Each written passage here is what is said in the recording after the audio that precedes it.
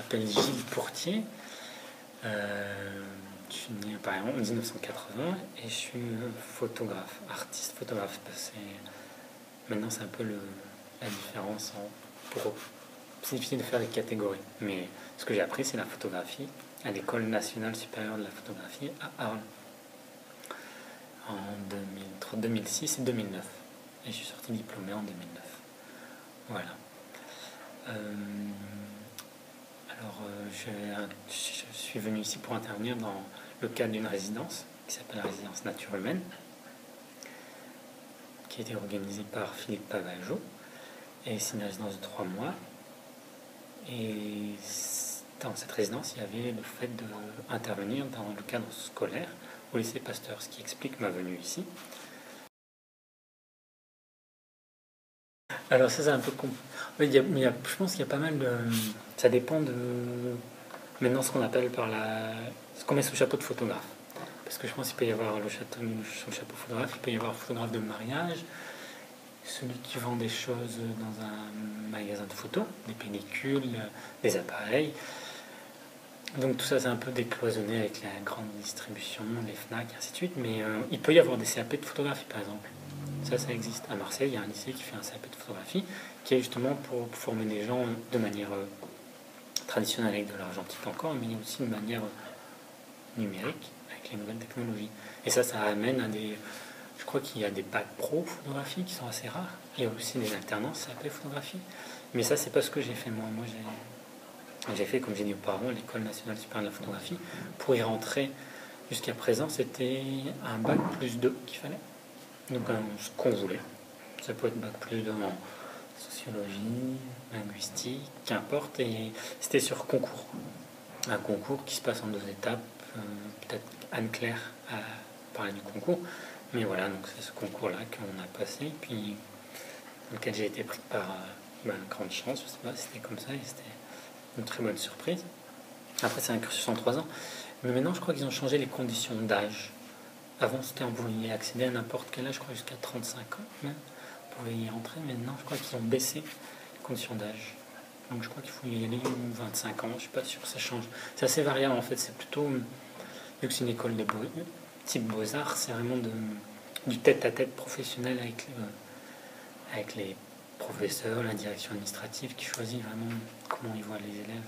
Donc ça peut varier si l'élève il le trouve vraiment intéressant, il le prenne, même si la condition d'âge n'est pas forcément la bonne. Moi, c'est ce que j'ai fait auparavant, donc c'est un peu le dance, si moi j'appelle ça. C'est que j'avais pas... je pensais pas, j'arrivais pas à savoir ce que je voulais faire au lycée. Même au lycée, j'ai fait, quand j'étais un bac S, je savais ce que j'aimais pas, c'était notamment les mathématiques. Et j'ai fait, par exemple, la biologie et la physique, ça me plaisait. Je trouvais que ça importait, que j'étais pas mauvais, et ça fonctionnait. Mais il y a un truc qui fonctionnait pas avec les mathématiques. Et je crois que c'est en terminale, j'ai fait déjà un séjour chez les compagnons pour voir si c'est ce que je voulais faire dans la ferronnerie. Donc j'ai passé le concours, j'ai été pris, puis j'ai passé une semaine d'intégration, j'appelle ça, pour pouvoir commencer. C'est un peu le bruit. Donc j'ai pas une grosse voix, peut-être qu'il faut que je parle plus fort. Et après, donc j'avais déjà cette attirance pour les métiers manuels. Après le bac, le bac obligé, les parents, donc il faut avoir son bac, pas de problème. Mon bac, après le bac, j'ai fait un doc de lettres, parce que j'aimais vraiment la littérature. Et ça m'a beaucoup plu, vraiment. Mais le problème, c'était que j'envisageais mal d'enseigner. Je voyais pas trop comment... c'est-à-dire que je voyais le côté abstrait, mais pas concret de l'enseignement. Je ne me voyais pas justement face à des élèves, 30, 25 ou 10, de cette manière de parler de la littérature, d'une chose que j'aimais comme une passion, c'était difficile.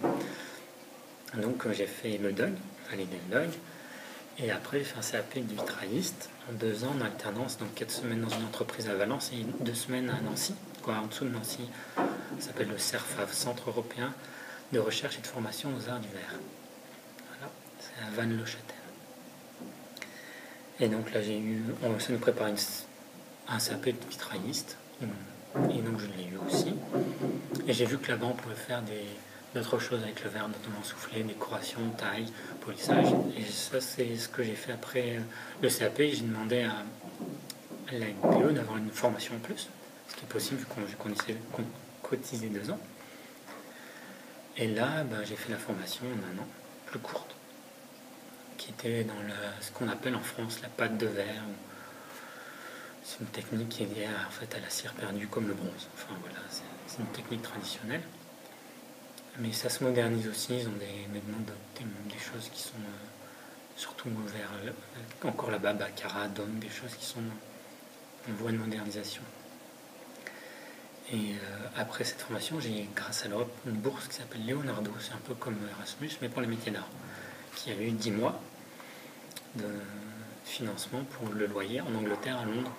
Et là, je travaillais pour une artiste pour perfectionner ces techniques de pâte de verre. Et de fil en aiguille, j'ai trouvé une autre personne pour qui travailler. Puis après, j'ai travaillé dans une université d'art et design comme technicien verre. En fait. Et en fait, la photographie, donc voilà, après selon fil bizarre, c'est que quand j'étais vitrailliste, j'allais souvent dans des églises, dans des lieux un peu spéciaux. Et mon père m'avait passé son appareil photographique et je prenais des photos des endroits, des lieux, des églises, des vieux graffitis qu'il y a dans les églises, des vitraux, des échafaudages, de tout ça, quoi. Ça ne faisait pas une pratique artistique, ça faisait pour moi une pratique documentaire de ce que je faisais.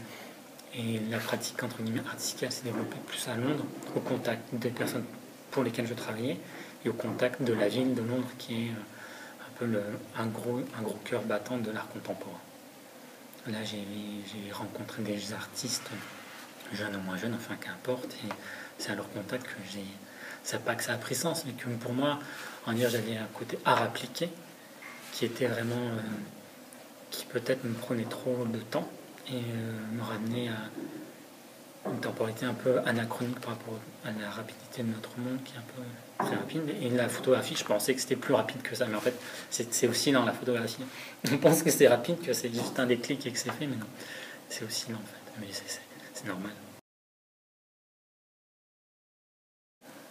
Donc voilà, donc j'étais à Londres et que je devais soit choisir entre travailler ou si je voulais étudier là-bas, il fallait que je trouve une manière de financer les frais d'inscription qui sont beaucoup plus chers que ceux qu'on a. En tout cas, quand je suis arrivé en France, voilà, j'ai pu demander une bourse, j'ai été boursier et quasiment la totalité de mes frais d'inscription à l'école d'art était pris en charge par l'État, ce qui était beaucoup plus facile en plus de la considération technique, de comprendre vraiment bien ce qui est dit dans ce langage technique de la photo. Après, pour ce qui est de la formation, c'est une formation qui est très très basée sur le système des beaux-arts et avec la distance, je ne sais pas si elle est assez brève parce que moi c'est 3 ans que j'ai quitté l'école, enfin que je suis diplômé. Il y a peut-être, si je peux me permettre la critique, c'est qu'il y a assez peu. On a une première année qui est très technique sur la maîtrise des outils informatiques et de prise de vue, mais qui n'est pas forcément poursuivi sur le reste des 2 années à suivre. Et par exemple, à comparer des systèmes qui sont allemands ou suisses, c'est vraiment particulier, mais allemands, où il y a plus de. On pense déjà à l'espace de l'école d'art comme un espace de plus professionnalisation, qu'il n'y a pas forcément à l'école d'art. Même si, je ne suis pas forcément pour ça, pour que les écoles d'art deviennent des endroits où on professionnalise. D'ailleurs, je pense que c'est plus un endroit où on devient artiste, où on apprend à devenir, à créer son propre langage, enfin, son écriture. Ça, c'est important. Mais en même temps, il faut permettre aux gens qui les ont fait de pouvoir subvenir à leurs besoins pour arriver encore à continuer à parler. Et c'est pas facile. Comment je gagne ma vie ? Entre le travail pour les associations. Donc là, par exemple, je travaille pour une association qui s'appelle La Compagnie, qui travaille à Belzins, dans le quartier de Belzins, dans le premier à Marseille.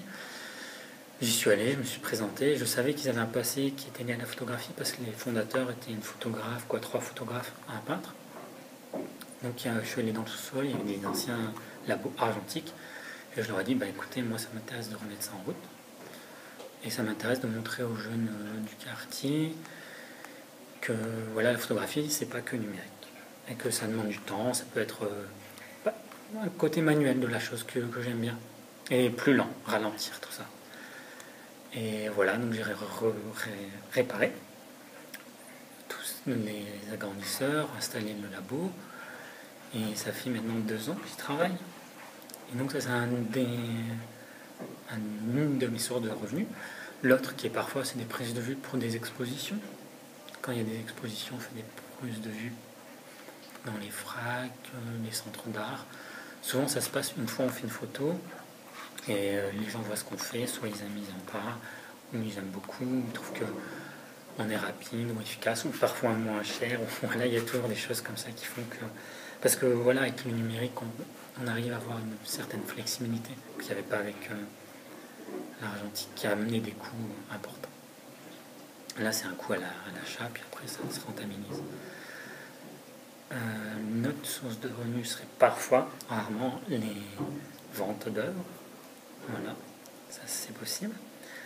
Et une autre manière, qui est, moi je ne la considère pas comme une source de revenus, mais c'est une manière de pouvoir continuer à faire son travail, c'est justement, par exemple, le cadre ici, une résidence, c'est-à-dire qu'on a de l'argent pour faire un projet. Et dans ce projet, c'est l'argent qu'on reçoit, il y a une partie qui est pour qu'on vive ici, donc on n'a pas payé de loyer, on a une exposition qui montre le travail, et c'est important de montrer ça. C'est une grosse partie du travail d'artiste, c'est de pouvoir diffuser ces œuvres, les montrer ailleurs, que voilà, c'est important pour pouvoir justement après espérer pouvoir en vendre, ou en tout cas les faire circuler, ou qu'elles soient acquises par soit des collections privées, publiques, ou des musées, ainsi de suite. C'est pas la plus grosse partie de mes revenus. Les revenus sont vraiment liés à plutôt l'éducation à l'image, technique ou plus abstraite.